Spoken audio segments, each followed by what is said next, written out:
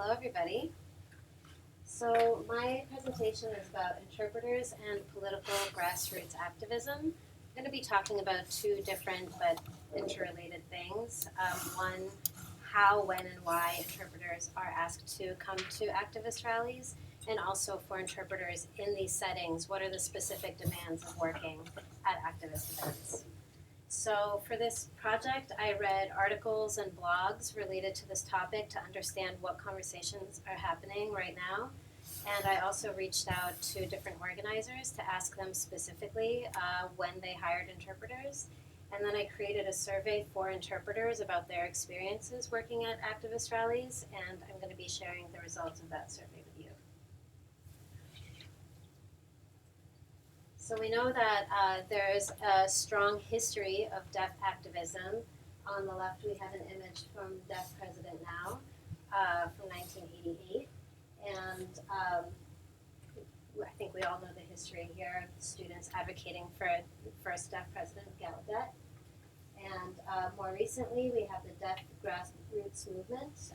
This is a photo from 2016, but soon in May, there will be another big rally in Washington, D.C., and they are specifically advocating for communication access, quality education, and work opportunities.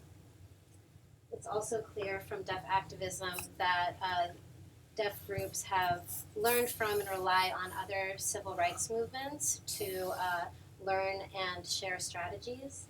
The banner that you see here, We Still Have a Dream, was actually lent by the Martin Luther King Jr. Museum to the students at Gallaudet for their protest.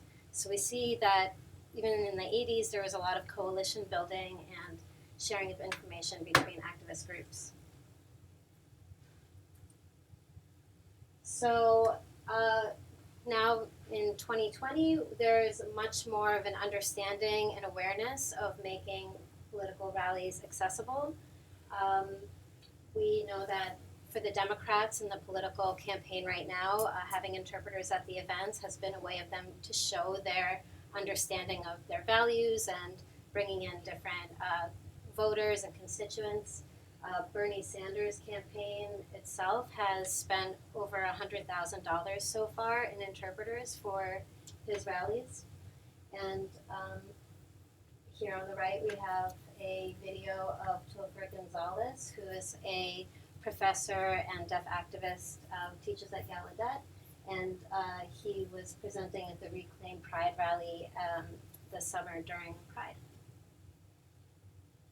So both of these are from well-funded sources. The Reclaim Pride rally had a lot of sponsors. They had money to hire interpreters, and the political campaigns we know are multi-million-dollar processes, so they have the money for these resources. But what I wanted to focus on specifically was smaller grassroots organizations and direct actions, and whether or not they were thinking about access and interpreters. I found an article by an interpreter and self-proclaimed anarchist, Tristan Wright, from Rochester.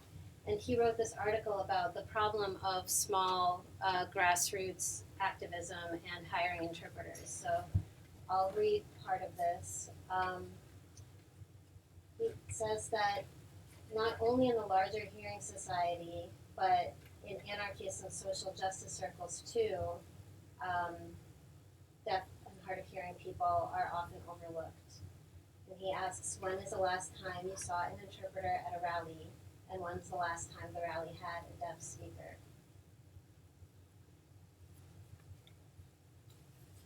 And I really like his message here. When thinking about police brutality, how many activists include the experiences of deaf and hard of hearing people when we're talking about law enforcement? So clearly, we're not only talking about deaf people advocating for their rights as deaf people, but all of their intersecting identities as well. And this is still a really big problem in activism. The reason I decided to do this research project is from my own experience going to direct actions and rallies and seeing a real lack of access, and oftentimes interpreting for either friends who are there or seeing deaf people in the crowd who wanted to be there and support but couldn't find an interpreter, so I would interpret one-on-one, and I saw a really big problem here. So I reached out to a number of different activist organizations, both big and small, and I asked them, do you hire interpreters? If so, when? If not, why not? And the most common response that I got back was, well, we would love to, but we don't have the resources, or we would love to, but we don't want to ask interpreters to work for free because we value their labor, so we don't want them, we don't have the resources to do anything, so we'd feel bad asking interpreters to come. So clearly deaf people are being left behind because the organizers think, oh, well, we don't want to have to pay interpreters, so they're not even thinking about the deaf people who could be part of their movement. I think this is a really good example of the kind of things I heard. We already feel exploited ourselves, so we feel bad about exploiting the labor of interpreters when we don't have the money to pay them.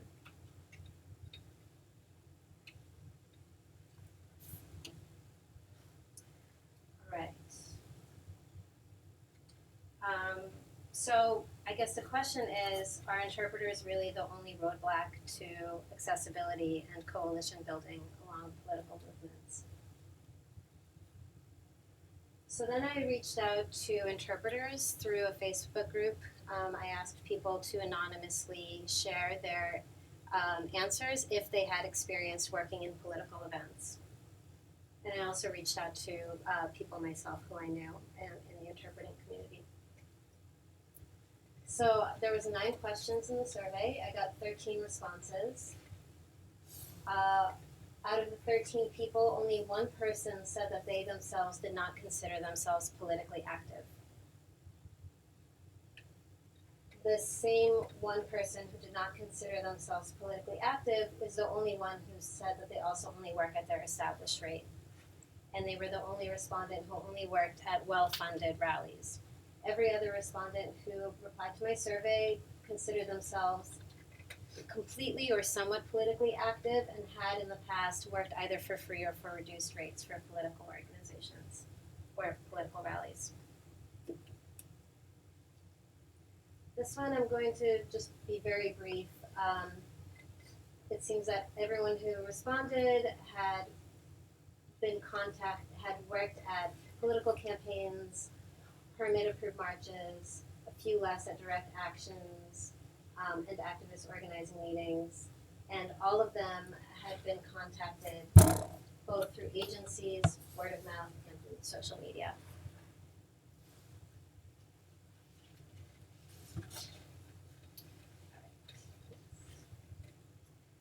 So the next question was an open-ended question. What are some special considerations that you've experienced for interpreting at rallies and grassroots actions? I don't know why that's twice, sorry.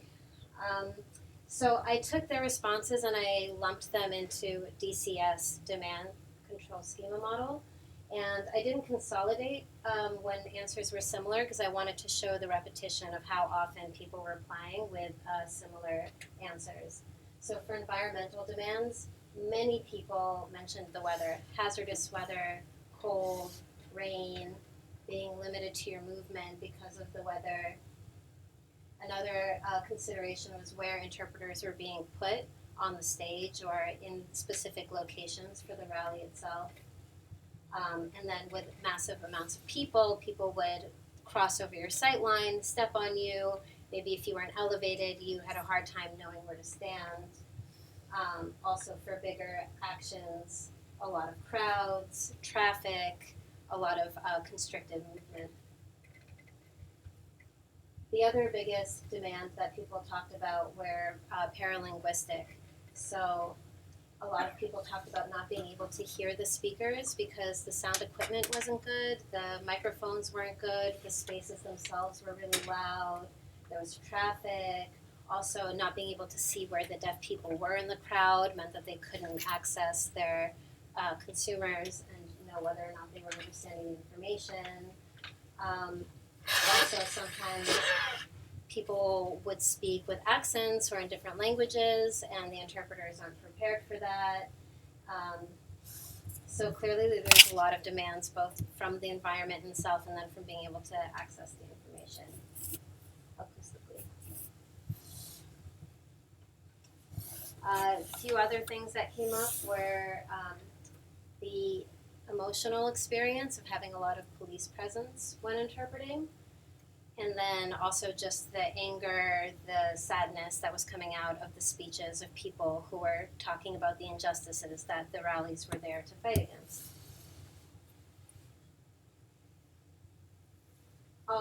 Obviously, all of these demands can become intrapersonal and affect the interpreter who's doing the work. One person said that they had a lot of issues for themselves as a white cis female, being there because they wanted to provide access, but feeling like maybe they weren't the best person to be representing the content, and so having a lot of internal issues while they were interpreting for political events. Also thinking about if the rally is happening after a long march, you've just been walking for 3 miles in the cold, and now you're interpreting while wearing gloves, while wearing a coat. Are the gloves going to match the skin color that you need? Do you have to take them off? So clearly these are not the most favorable conditions to interpret in. There's a lot of different issues and things that can come up.